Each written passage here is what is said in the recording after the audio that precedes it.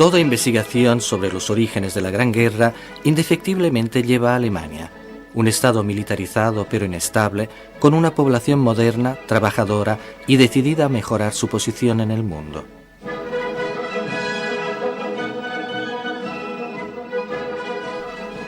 Con sus generales obsesionados por la exhibición de potencia y fastuosidad, pero conscientes de la fragmentación y de la irrelevancia de las posesiones coloniales alemanas. Todas las tensiones confluían en un solo hombre, que era el emblema, el Kaiser, Guillermo II, la figura clave de la ambición imperial de Alemania y el símbolo viviente del orgullo nacional.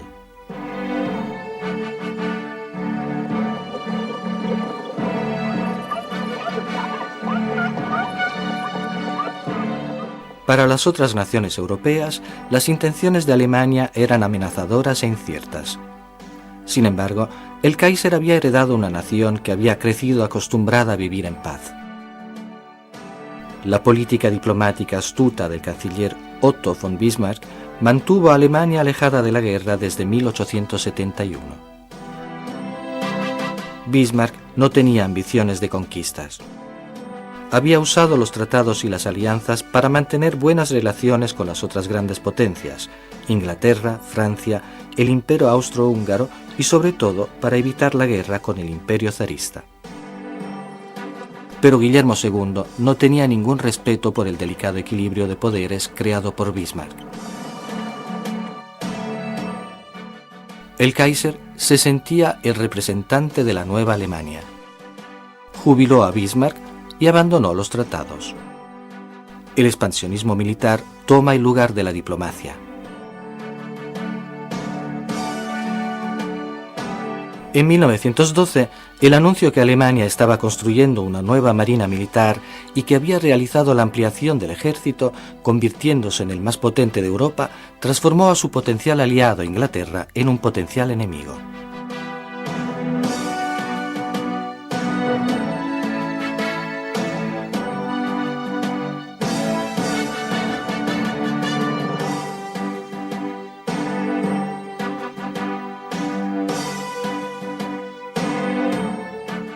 Alemania tenía solo un aliado fiel, el frágil imperio austrohúngaro, gobernado por el anciano emperador Francisco José, que se sentía cada vez más amenazado por la alianza franco-rusa.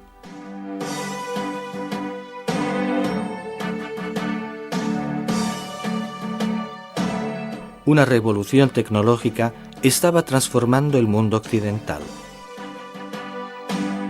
La electricidad transformaba la noche en día. Los automóviles con motor imprimían mayor velocidad a los viajes. Los aviones desafiaban las leyes de gravedad. La llegada de la tecnología anunciaba el surgimiento de una nueva era. Se estaba produciendo un cambio fundamental en las expectativas, en el trabajo y, en síntesis, en el mundo. Era la época en la cual todos podían entrever posibilidades inimaginables hasta ese momento. En Inglaterra arreciaban duros debates sobre la justicia social y las primeras páginas de los periódicos estaban dedicadas a encendidas discusiones sobre el derecho al voto de la mujer. Estaba muy difundida la idea de que las mujeres no debían tener el derecho al voto por una infinidad de razones. Algunos sostenían que a causa de las reducidas dimensiones del cerebro femenino, las mujeres no eran capaces de tomar una decisión política en las elecciones, ya que era una obligación muy por encima de sus capacidades intelectuales.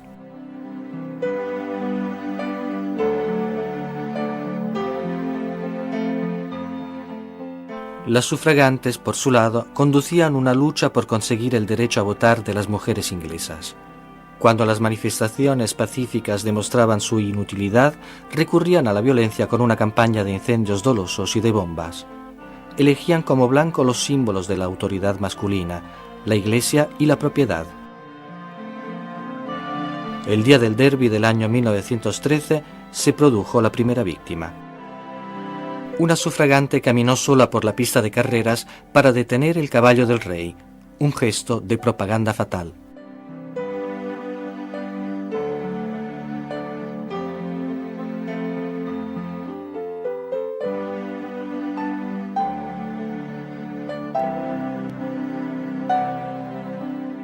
La nueva bandera del socialismo, que representaba una causa revolucionaria, atraía a un número cada vez mayor de simpatizantes. El socialismo trataba de resolver los problemas fundamentales, los salarios, la explotación y las terribles condiciones de vida. En 1914, un tercio de los franceses había votado por los socialistas y casi 1 millón de personas se había inscrito a los sindicatos.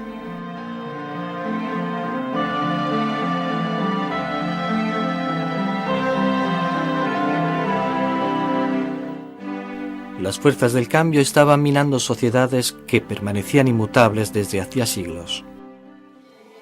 En Rusia, la dinastía de los Romanov, a la cual pertenecía el zar Nicolás II, simbolizaba un mundo que parecía impermeable a cualquier amenaza. Pero incluso la misma Rusia estaba por entrar en la nueva era.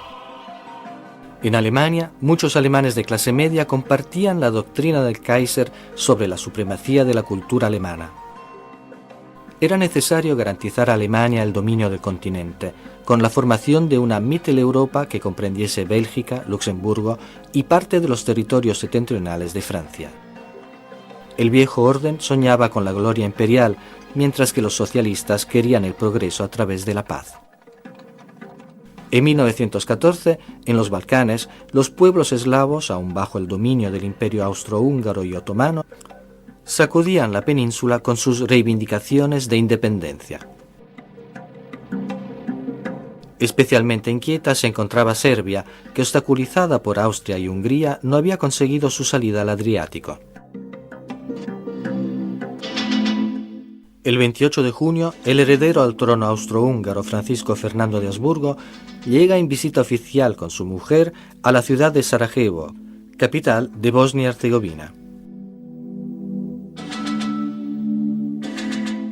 A las 11 de la mañana, y por un error de su chofer, el archiduque se encontró cara a cara con su asesino.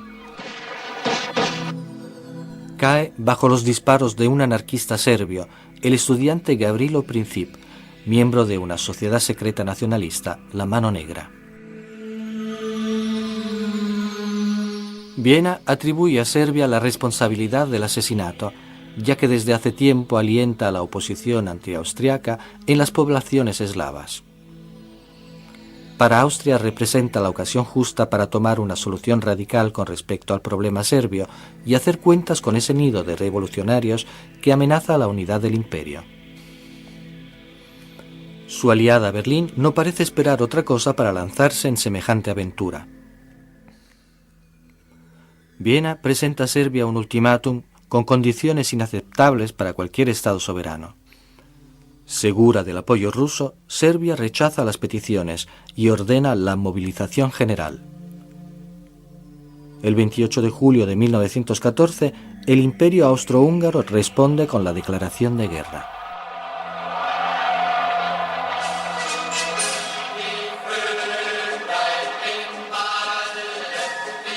El mecanismo de las alianzas arrastra a Europa a la guerra general. En 1907 se había constituido el Triple Acuerdo, un pacto militar entre Francia, Rusia y Gran Bretaña, al cual se oponía la Triple Alianza formada por el bloque de Alemania, Austria e Italia. Las dos grandes potencias, Austria-Hungría y Alemania, estaban aliadas contra las otras dos grandes naciones, Rusia y Francia. La guerra entre Austria y Serbia habría significado la guerra entre Austria y Rusia, que a su vez habría significado la guerra entre Rusia y Alemania, y por lo tanto entre Alemania y Francia. El 29 de julio de 1914, Austria ataca a Serbia.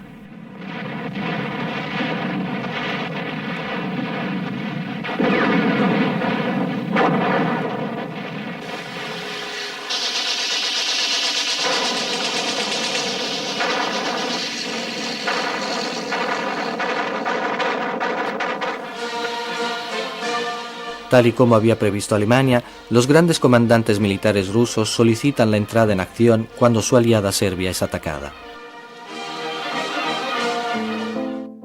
El 1 de agosto también Francia se moviliza.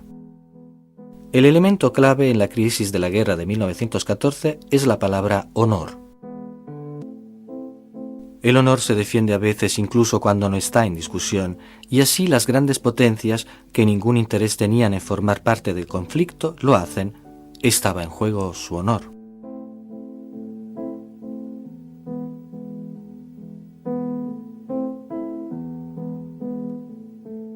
La movilización de Rusia era exactamente lo que el Estado Mayor alemán esperaba. Ahora Alemania tenía el pretexto para reaccionar ante la mínima amenaza. El 4 de agosto, Alemania ataca a Francia invadiéndola desde Bélgica. Bélgica era un país neutral, cuya neutralidad había sido garantizada por Gran Bretaña, y esta violación ponía en juego el honor de los ingleses. Con la movilización de Gran Bretaña comienza la Gran Guerra.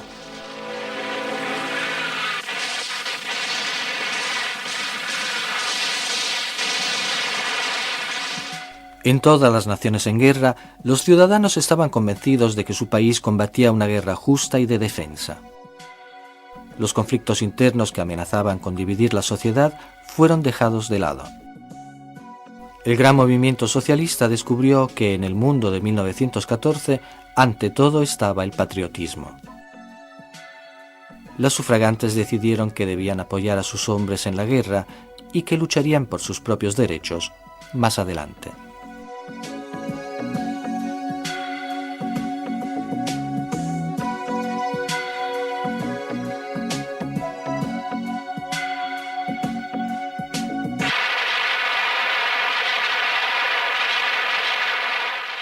Después de quebrar los intentos de contraataque de las tropas francesas y del cuerpo expedicionario británico, el ejército alemán penetra en Francia. A mitad de agosto nos encontramos en el primer mes de guerra. Está por producirse una de las más grandes masacres que la historia recuerde.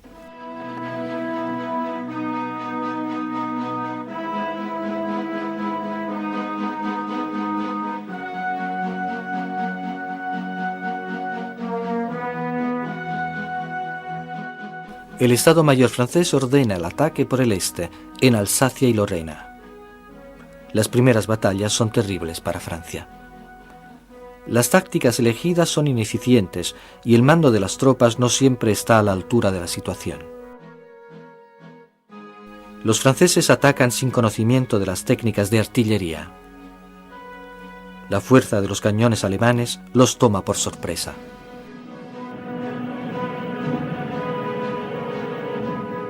El ataque francés en Alsacia y Lorena se convierte en un desastre.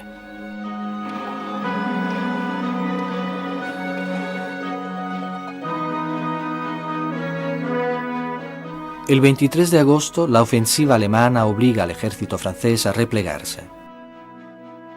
París es amenazada y la caballería prusiana es avistada a menos de 20 kilómetros de la capital.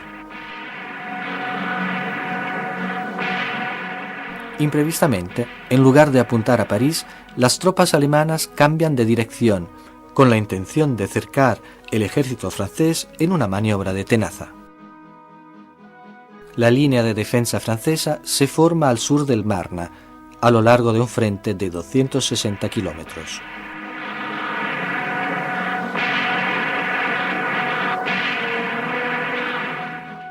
...500 taxis parisienses transportan 4.000 hombres al frente, convirtiéndose en el emblema de la resistencia.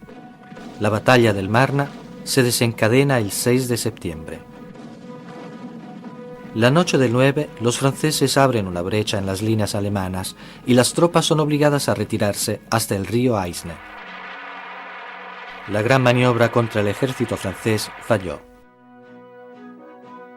El frente occidental se estabilizó a lo largo de una línea que iba desde la costa belga del Mar del Norte hasta la región de los Vosgos.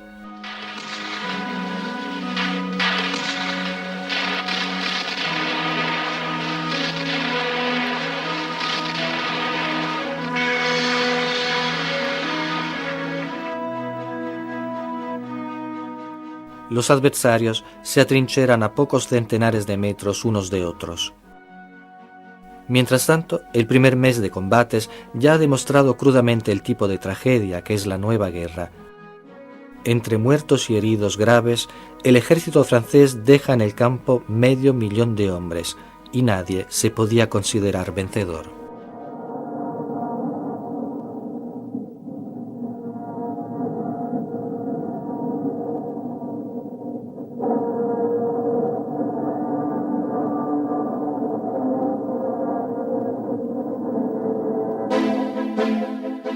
Mientras tanto, la guerra da un impulso veloz al uso de técnicas a veces consideradas poco ortodoxas.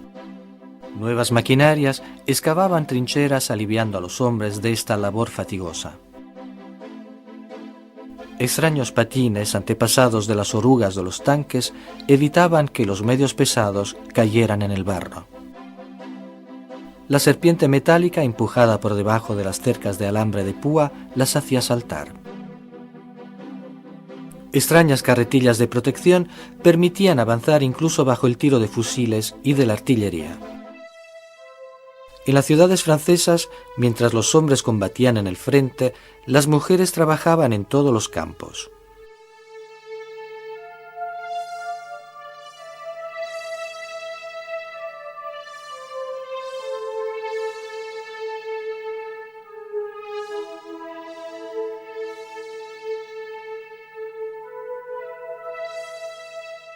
La técnica de camuflaje, fundamental en el frente para esconderse del enemigo, se perfecciona a nivel industrial.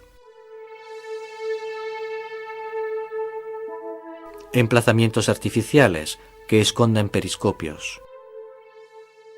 Imitaciones de rocas para no perder de vista las líneas adversarias. Vías y cañones artificiales para desviar la observación enemiga desde lo alto. Se imitaron incluso los cadáveres.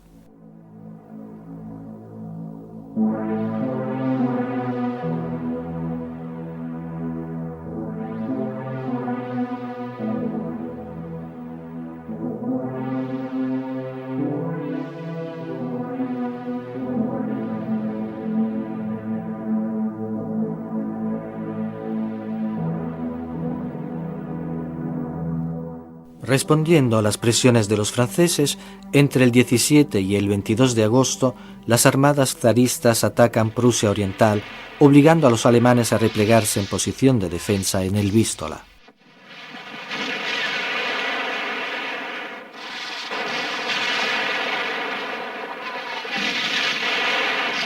El Estado Mayor alemán, irritado por el comportamiento considerado poco combativo del general von Prittwitz, lo exonera y envía al frente a los generales Hindenburg y Ludendorff.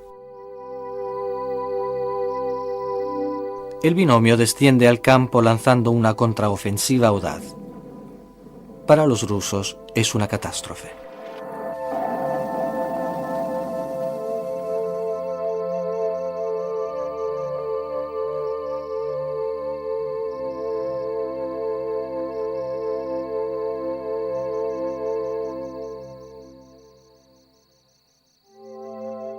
Obligados a una retirada desesperada, entre finales de agosto y los primeros días de septiembre, toda la armada es exterminada en las batallas de Tannenberg y de los lagos Masuri, y su comandante se quita la vida. Mientras tanto, el 23 de agosto, Japón decide tomar posesión de las áreas de influencia alemana en Extremo Oriente y declara abiertas las hostilidades contra Alemania. En el otoño del 14, el Imperio Otomano entra en guerra del lado de Alemania.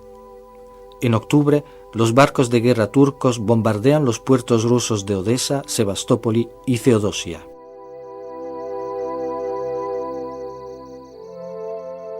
Rusia, Inglaterra y Francia declaran la guerra a Turquía. Si a fines de 1914 alguien tiene esperanzas en una conclusión rápida del conflicto, en el año siguiente se confirma todo lo contrario. Ninguno de los dos bloques es capaz de someter a su adversario y las ofensivas no resuelven la cuestión. El equilibrio de fuerzas desgasta a los soldados.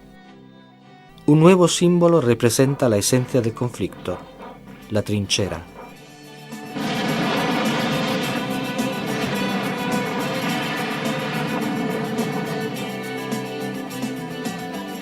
En un sistema de centralización extrema y de rígida jerarquía de los mandos, las comunicaciones entre los cuarteles son extremadamente lentas. Antes de llegar a las tropas, las órdenes deben recorrer todos los eslabones de una compleja cadena que desciende por los grados de la jerarquía, diluyendo la más de las veces la posibilidad de una respuesta operativa rápida.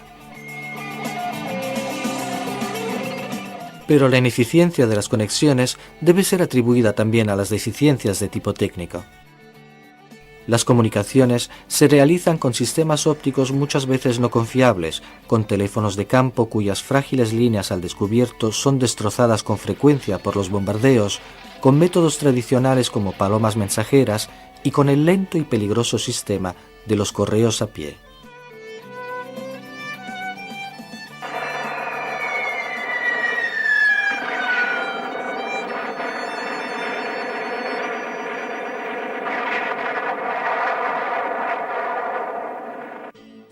En 1915, el Zeppelin sobrevuela Gran Bretaña, realizando el primer bombardeo sistemático de civiles desde el cielo. Con esta estrategia, los alemanes trataban de minar la fuerza de trabajo no combatiente. Un soldado no podía funcionar sin los obreros de las fábricas, sin los campesinos y sin todos los otros proveedores.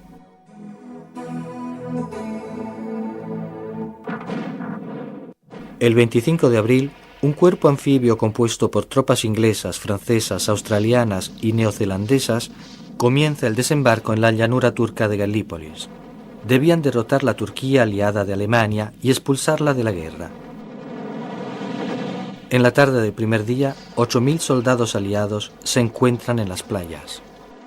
Conservando sus posiciones, los turcos acorralan a los aliados entre las escolleras y el mar. Galípolis, que debía ser una victoria rápida, se estaba transformando en una guerra de trincheras y sin progresos. Los espejos de los periscopios, que medían máximo 20 centímetros cuadrados, eran averiados uno tras otro.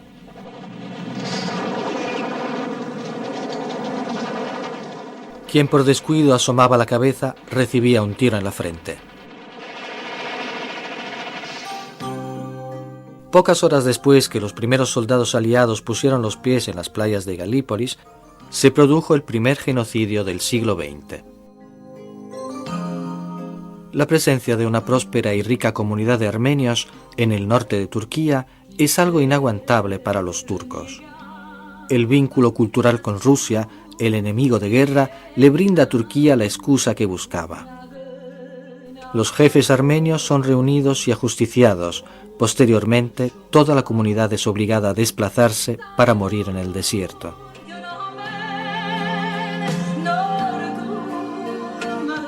En noviembre, el Estado Mayor inglés concluye que la campaña de Galípolis es un desperdicio de oficiales y de hombres. En diciembre del 15, con 250.000 hombres asesinados, heridos o dispersos, los aliados comienzan a evacuar la península.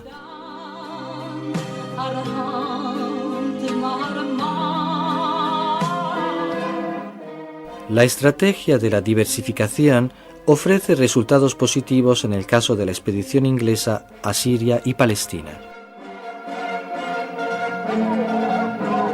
La iniciativa es favorecida por una revuelta árabe contra los turcos guiada por el oficial Thomas Lawrence, conocido con el sobrenombre de Lawrence de Arabia. En 1915, los hombres de Europa no son suficientes para satisfacer el apetito de la guerra. Las potencias imperiales deberán pedir refuerzos a las colonias de las cuales llegan millones de soldados.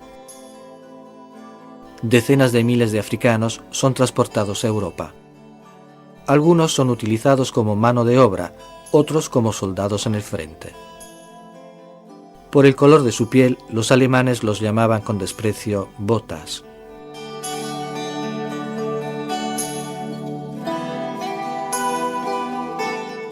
Mientras los hombres estaban en la guerra, las mujeres trabajan.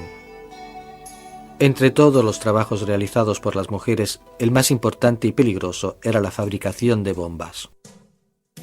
Los riesgos estaban siempre presentes. Las partículas de ácido podían salpicar el rostro, haciendo enloquecer de dolor. El promedio de accidentes era de 1 docena por noche. Los humos exhalados provocaban ceguera permanente. Pero el mayor peligro venía del trinitrotolueno, la dinamita. Los primeros síntomas de envenenamiento con TNT eran similares a un normal resfrío. Ante la exposición prolongada, el cuerpo tomaba un color amarillo brillante y a esta altura las mujeres se volvían estériles, rápidamente empeoraban y morían.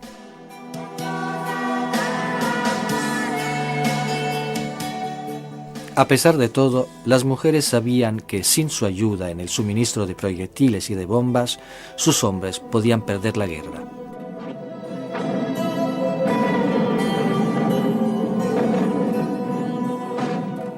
En los campos de batalla, en abril de 1915, el ejército alemán utilizó una nueva arma, el gas venenoso, con un efecto horrendo sobre los hombres atrapados en las trincheras. Además, bastaba el cambio del viento para empujar las nubes tóxicas hacia el ejército que las había lanzado. Un verdadero instrumento de destrucción de masa que abre un nuevo y trágico capítulo en la historia militar. El resultado de la ciencia al servicio de la guerra. Los aliados no están preparados para esta nueva arma y disponen solamente de protecciones improvisadas como un lienzo embebido en orina que se aplica sobre el rostro.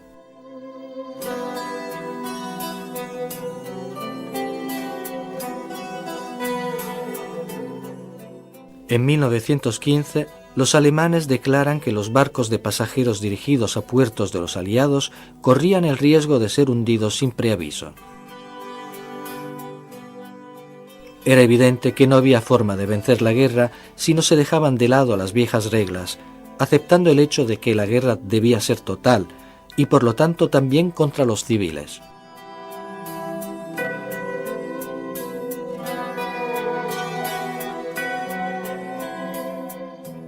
El 1 de mayo, el Lusitania, el barco de línea más hermoso del mundo, zarpa de Nueva York hacia Gran Bretaña. Pertenecía a una nación hasta ese momento neutral, los Estados Unidos. A bordo había cerca de 2.000 personas entre pasajeros y miembros del equipaje. En la tarde del 6 de mayo, el comandante del barco recibe una alarma. Algunos U-boot alemanes se encontraban a lo largo de las costas irlandesas.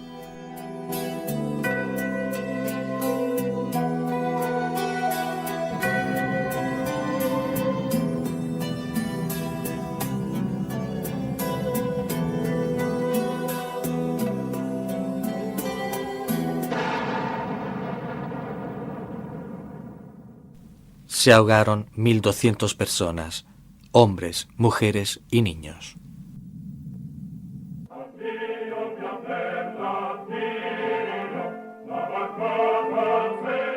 Italia, hasta ese momento incierto, toma una decisión histórica. Se separa de la Triple Alianza y desciende al campo de batalla del lado del acuerdo.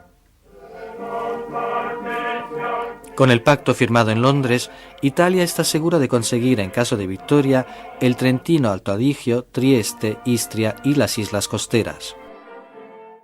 Incluso Bulgaria decide entrar en el conflicto, pero del lado de los imperios centrales. Las tropas italianas comienzan las hostilidades contra el ejército austrohúngaro el 24 de mayo de 1915, atacando en el río Isonzo y en el altiplano del Carso. La eficacia de las operaciones de fortificación liviana que se improvisaron constituyeron una sorpresa para el defensor como para el atacante.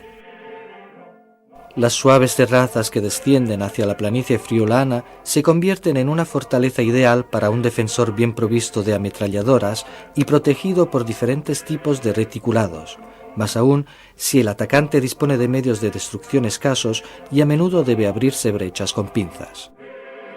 Se practica la forma más elemental y sanguinaria de ataque, el frontal. Se conquista una trinchera y se espera el contraataque.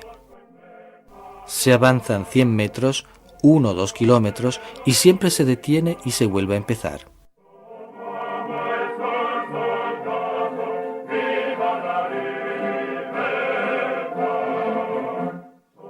Esta es la guerra que los italianos encuentran camino a Trieste.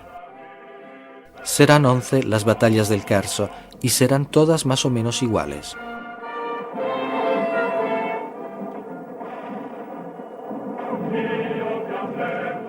En cualquier trinchera, el combatiente está a merced del sol del verano, del frío del invierno, de la lluvia de cada estación.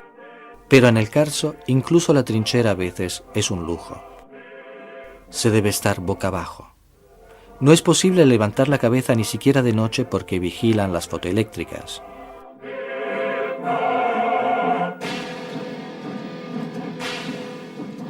El 21 de febrero de 1916, los alemanes que habían acumulado en secreto la artillería pesada en el norte de Verdún, la ciudad símbolo del orgullo francés, lanzan el ataque. La ciudad es sometida al bombardeo de 1.200 cañones. El mando alemán había previsto 3 soldados franceses muertos por cada alemán caído. El mando militar francés, tomado por sorpresa, envía al frente macizos refuerzos.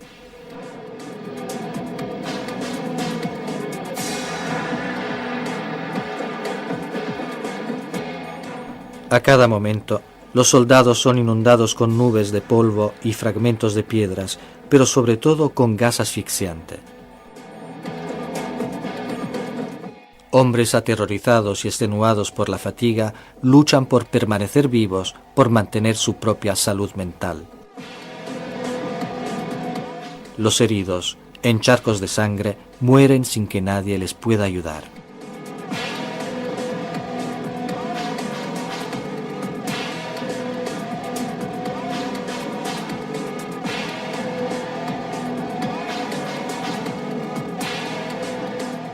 El ataque inicial ha sido devastador, pero los alemanes pierden la ventaja conseguida apenas los franceses desplazan su artillería hacia adelante.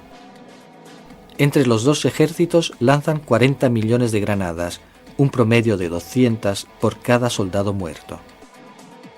La guerra de agotamiento planificada por el mando alemán se le vuelve en contra.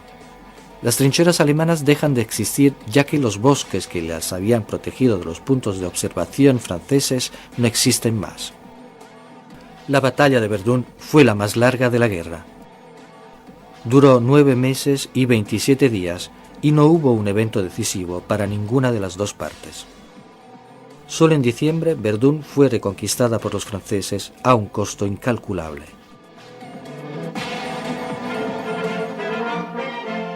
El peso del esfuerzo aliado en el frente occidental pasa a los ingleses, a las tropas coloniales y a los voluntarios civiles que en 1914 y 1915 se enrolaron. En 1916, el ejército voluntario británico combatió su primera gran batalla en el valle del río Somme, pero el ejército de voluntarios ingleses, si bien patriótico y valiente, no tenía ninguna experiencia en el combate. Los franceses reclamaban un ataque inmediato. La estrategia inglesa preveía un bombardeo macizo de las posiciones alemanas durante algunos días. Las líneas alemanas habrían sido destruidas y el alambre de púa de protección arrancado. Así las cosas, los soldados aliados no habrían tenido más que atravesar la tierra de nadie y tomar las trincheras enemigas.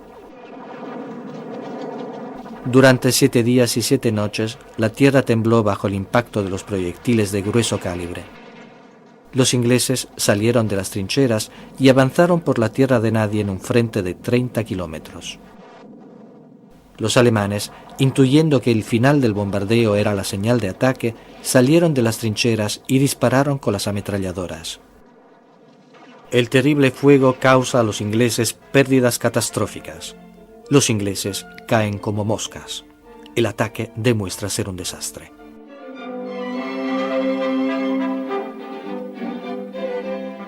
Los sobrevivientes comienzan a arrastrarse para volver a las trincheras.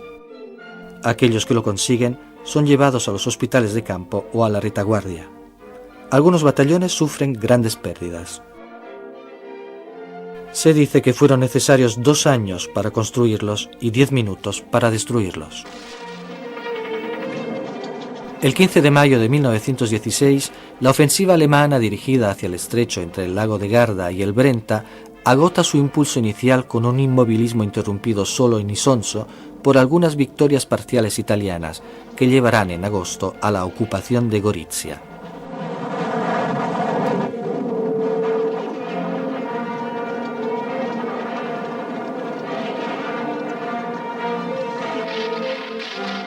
El precio en vidas humanas en el curso de las repetidas ofensivas es altísimo. Durante los primeros asaltos, la infantería es detenida por la red de defensa de los austriacos, mientras que la escasa artillería presente consigue abrir en las filas enemigas algunas pequeñas brechas, a menudo trampas mortales para los soldados italianos.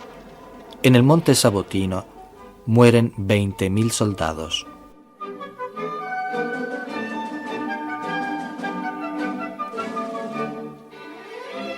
Excavadas en la roca, en el barro, en la nieve, protegidas por pocos metros de alambre de púa o por imponentes fortificaciones de cemento armado, las trincheras son el símbolo de la Primera Guerra Mundial. Pero también quedaron grabados en la memoria los preparativos, los entrenamientos, los desplazamientos que los soldados realizaron en la montaña alta cota, a menudo rodeados de metros de nieve, sometidos a temperaturas rígidas y a esfuerzos sobrehumanos. Somos conscientes, escribe un médico militar, que durante el desarrollo de esta guerra hecha con luces y explosiones terribles, los órganos de los sentidos de los combatientes, la vista y el oído sobre todo, han sido sometidos a estímulos de intensidad y duración superiores a la capacidad normal de recepción y asimilación. Contra los soldados se estrellan granadas y proyectiles de gran calibre. Día y noche se vive una tempestad de estímulos sensoriales violentos e incesantes sobre los soldados campesinos ocultos en las montañas, dejando en quien sobrevive la aniquilación total, la sordera, el mutismo y la pérdida de conciencia incluso por periodos muy prolongados.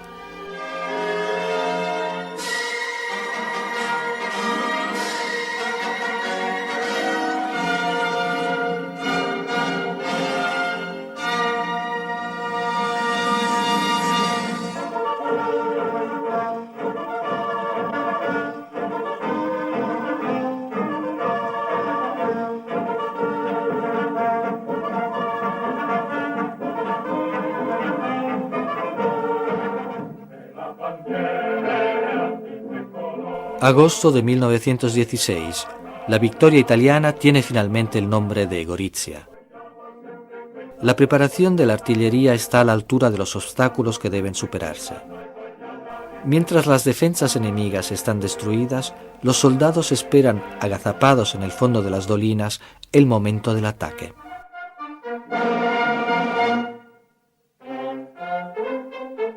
Desde el primer día, el Sabotino es conquistado. Se toma Oslavia con San Michele, el trágico monte de 4 puntas bañado en el pasado con tanta sangre.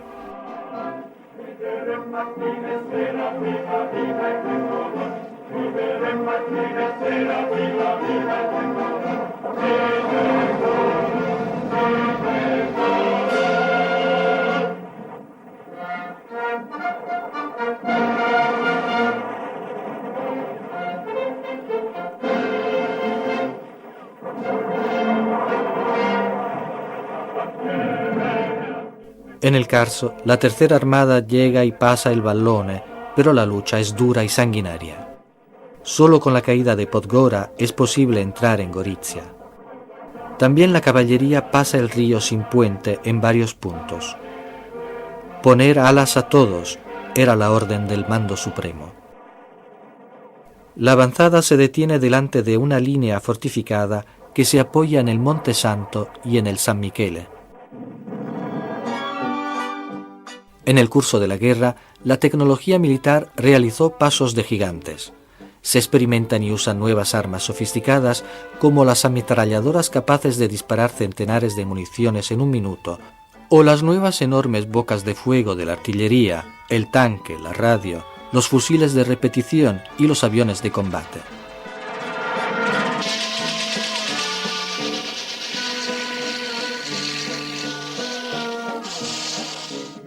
Otro aspecto significativo del gigantismo industrial movilizado para la guerra es el tonelaje de los barcos militares. Se botan grandes barcos de hierro impulsados por la fuerza del vapor y armados con cañones capaces de lanzar proyectiles explosivos a una distancia superior a los 15 kilómetros y nuevos siluros conocidos como sanguijuela. Un arma en especial demuestra ser de importancia fundamental, el MAS, una lancha antisubmarino. Una unidad liviana y muy veloz, equipada con una boca de fuego de pequeño calibre, con un par de torpedos y algunas bombas. Es gracias a los MAS que se escribieron algunas de las páginas épicas de la lucha italiana contra el enemigo austrohúngaro. Para sostener el ingente esfuerzo realizado por los soldados en el frente, era fundamental garantizar el consentimiento de la opinión pública. La guerra se explicaba a nivel de masa popular solo en sus aspectos edificantes. Los directores de los principales periódicos italianos se proveyeron de un código deontológico militar que los llevó a censurar sobre lo dicho y lo mostrado. El Mando Supremo desarrolló un servicio fotocinematográfico capaz de cubrir las distintas áreas del frente y que contaba con más de 600 personas. Se produjeron alrededor de 150.000 placas y películas para documentar minuciosamente la vida en la guerra. Se mostraba solamente lo que se quería comunicar, la victoria, el valor de los soldados italianos con respecto a los enemigos, la fuerza y el coraje. En marzo de 1917, un barco americano, el Success, es abatido por los torpedos alemanes, otra de las muchas provocaciones a los Estados Unidos. Mientras tanto, se une a la guerra del lado del acuerdo Rumania. El ejército alemán en el frente occidental se refugia en una posición fortificada, la línea Hindenburg. La decisión de retirarse detrás de la línea Hindenburg permite a los alemanes acortar la línea del frente y disponer de más hombres. A esa altura el conflicto había cobrado más de 500.000 de víctimas entre los soldados franceses, una pérdida por cada minuto de guerra. Entre los rangos franceses surge una rebelión que podría haber costado a los aliados la guerra entera. Los soldados que volvían del frente comenzaban a balar fingiéndose corderos enviados al matadero. Se desató el único y verdadero amotinamiento del frente occidental. Al comienzo fueron grupos de hombres, luego enteras unidades las que se negaron a volver a las trincheras.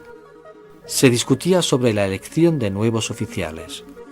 El Estado Mayor francés no consigue detener el amotinamiento, que afortunadamente para Francia no fue total.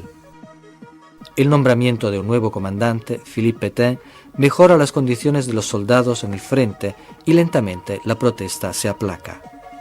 Del 500.000 de amotinados, 49 son ejecutados.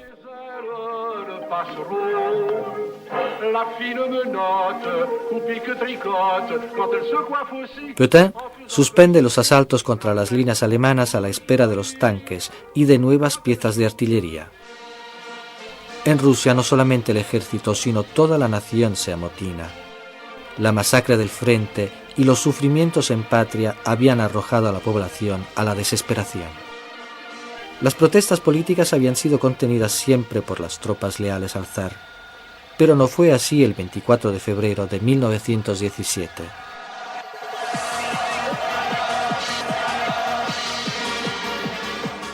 Ante la orden de disparar a los civiles, los soldados dispararon contra los oficiales y se unieron al pueblo.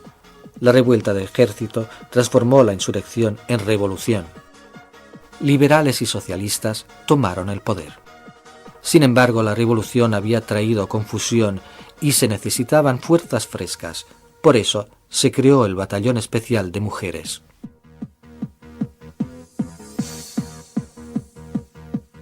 En el frente, el batallón encuentra al ejército en retirada. Mientras tanto, Lenin, en el exilio durante la revolución, con la ayuda de los alemanes, vuelve a Rusia y toma el poder con la promesa de paz, pan y tierra. Termina la guerra en el frente ruso y en diciembre los bolcheviques firman el armisticio con los alemanes. Los aliados confían en un ataque decisivo dentro de fin de año. El mejoramiento de las técnicas de puntería y de calidad de las municiones se traduce en una artillería precisa y confiable. El muro de bloqueo, un muro móvil de granadas para proteger la avanzada de la infantería, ahora era más eficaz. Los pelotones de infantería son reforzados y dotados de mayor cantidad de armas de fuego para poder resistir la ofensiva enemiga. Se recurre al uso masivo de aviones para bombardear y ametrallar tropas de tierra. Se emplean tanques para atravesar las líneas alemanas.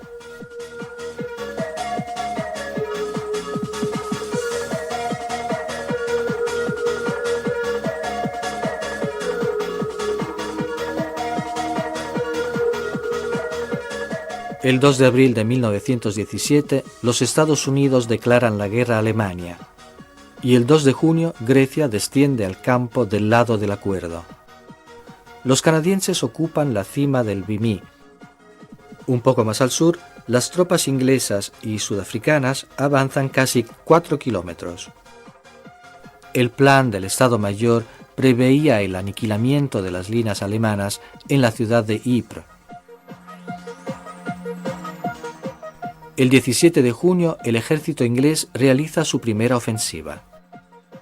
Después de excavar durante 2 años galerías en la campaña de Flandes, los soldados aliados colocaron 19 minas gigantes debajo de las líneas alemanas. Los aparatos detonaron al mismo tiempo, destruyendo y desbaratando las líneas alemanas. Fue una de las más grandes victorias aliadas.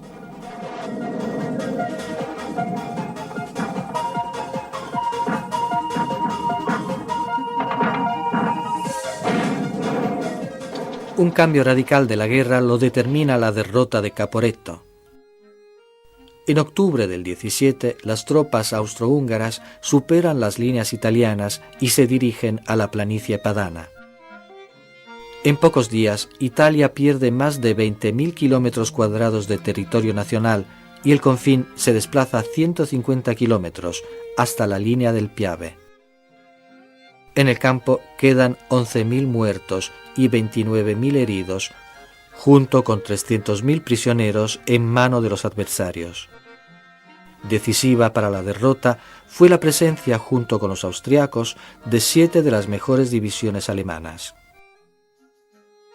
La preparación del ataque a Italia fue meticulosamente estudiado. Para esconder al mando italiano las imponentes maniobras, las nuevas y descansadas tropas alemanas fueron llevadas primero al frente en Trentino y a último momento y bajo absoluto secreto fueron enviados a la línea Giulia.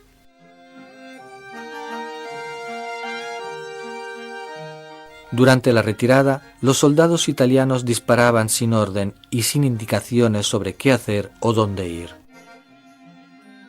La rápida disgregación de los repartos crea una columna desordenada de soldados que atasca las carreteras desde las trincheras hasta el valle.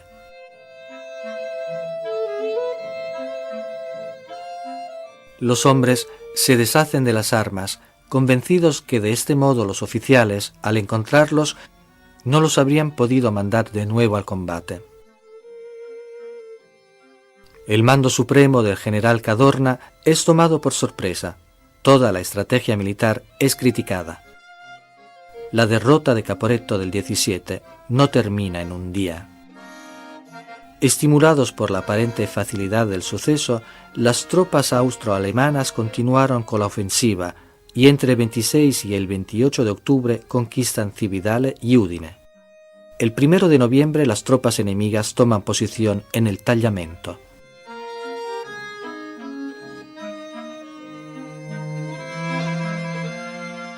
Miles de prisioneros italianos, amontonados en las ciudades conquistadas, son filmados para ser utilizados por la propaganda enemiga.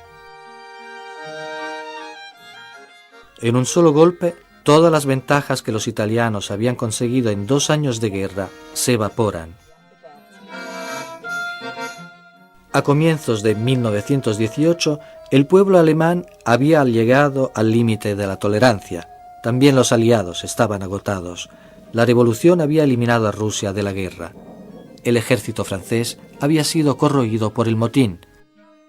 Los italianos habían sufrido la derrota de Caporetto. La ofensiva inglesa no había conseguido desbloquear una situación en punto muerto. El fin llegó de forma imprevista y antes de que el año terminara.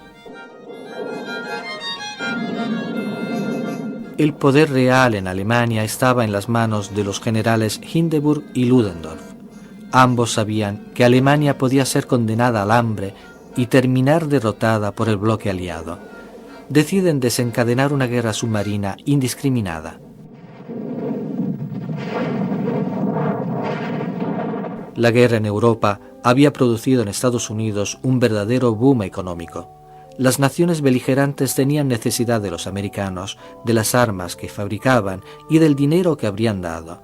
Mientras América gozaba de beneficios sin precedentes, la opinión pública no quería saber nada de la guerra. Pero las provocaciones de Alemania eran continuas e insostenibles. La ofensiva alemana en el frente occidental es la última esperanza de los alemanes para dar un giro decisivo de la guerra en su favor. Ludendorff creía poder realizar lo que no había conseguido ningún otro general en 3 años de guerra. Los artilleros alemanes disparan más de 1 millón de granadas contra las líneas inglesas en solo 4 horas. Las tropas de asalto alemanas armadas con ametralladoras y lanzallamas pulverizan las líneas inglesas.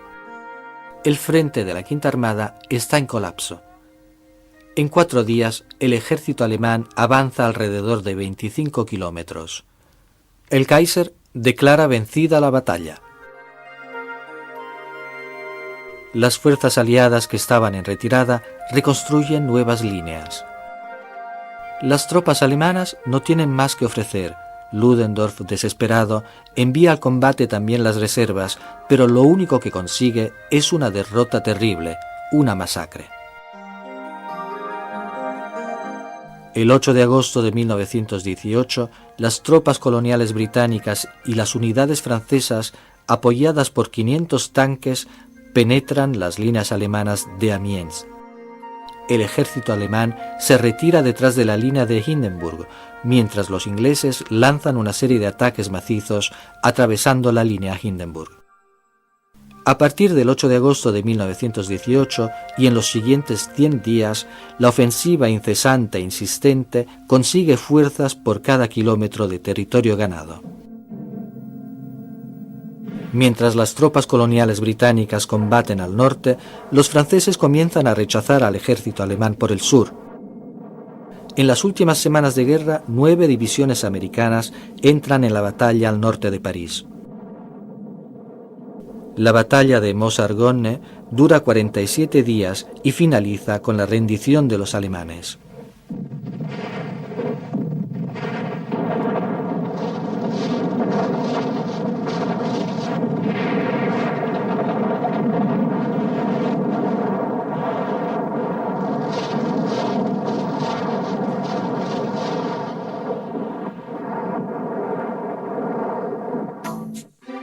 La intervención de Estados Unidos, con su capacidad de desplazar millones de hombres a través del Atlántico, coloca a los alemanes ante la perspectiva de una disponibilidad de hombres ilimitada por parte de los aliados. El ejército alemán se bate en retirada en todo el frente occidental. Los hombres se rinden por millares, exhaustos y derrotados.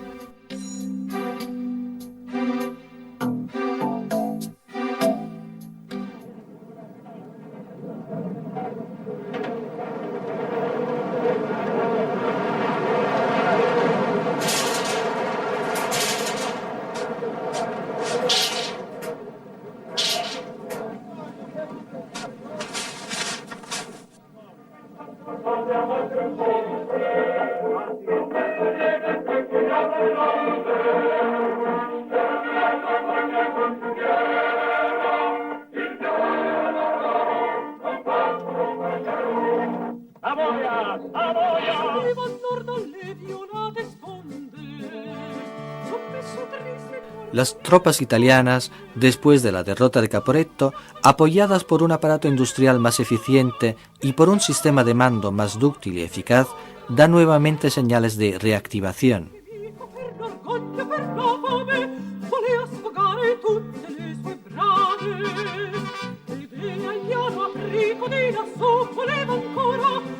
Es justo entre la batalla del Piave en junio y la ofensiva final desencadenada el 24 de octubre que se forja el éxito italiano contra las tropas austroalemanas ya en desbandada. Venecia está en primera línea. La mayor parte de la población ha debido abandonarla. En la plaza en estado de guerra, el regimiento San Marco recibe la bandera de combate. El frente está al borde de la laguna, pero el desastroso abandono del Carso establece las bases de la victoria italiana. Renovado en los armamentos y en el espíritu, el nuevo ejército italiano saca provecho de cada lección. En junio de 1918 ataca en los altiplanos, en el Grappa, en el Piave. El mayor esfuerzo del enemigo lo lleva al medio Piave, donde abriéndose una brecha con los gases tóxicos consigue ocupar el Montello. Es detenido y atacado inmediatamente en el Grappa.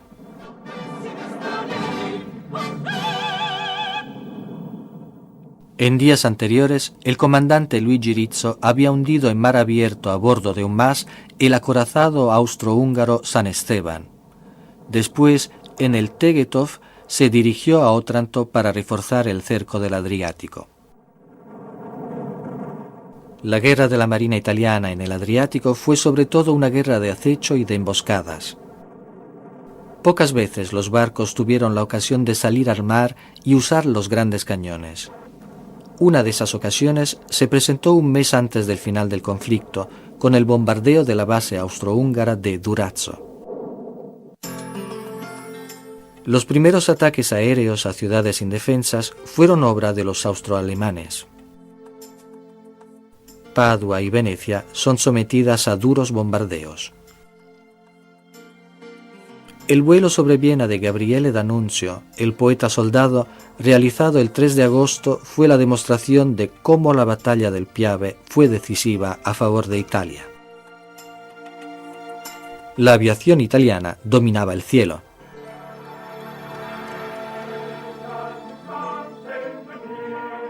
La batalla que daría la victoria a Italia comenzó en el Grappa el 24 de octubre de 1918. La tarea principal se reserva al octavo ejército ubicado en el Montello. Lo comanda el general Cadorna.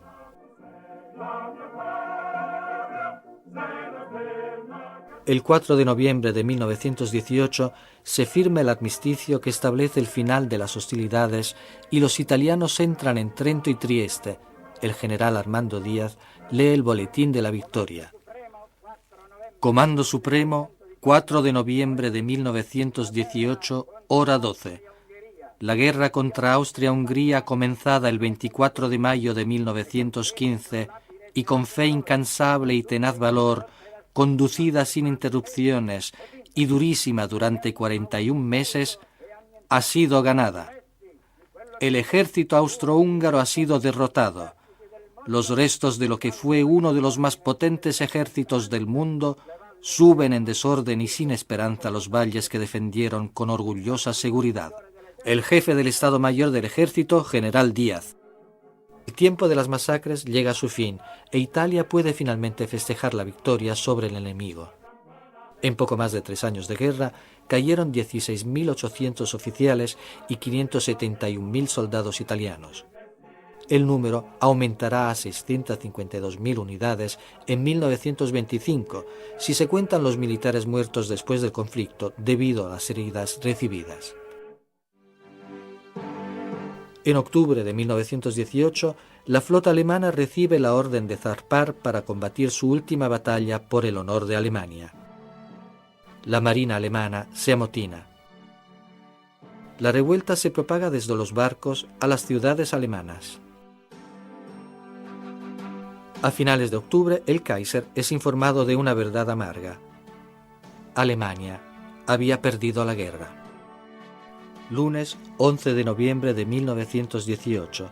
La noticia de la paz inminente llega al frente. El armisticio entraría en vigor a partir de las 11 horas.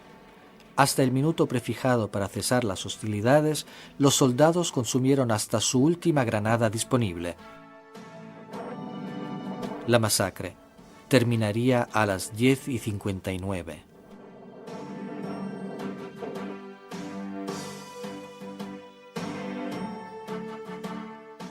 A las 11 en punto del día 11 del mes 11 de 1918, los fusiles de la Gran Guerra fueron silenciados.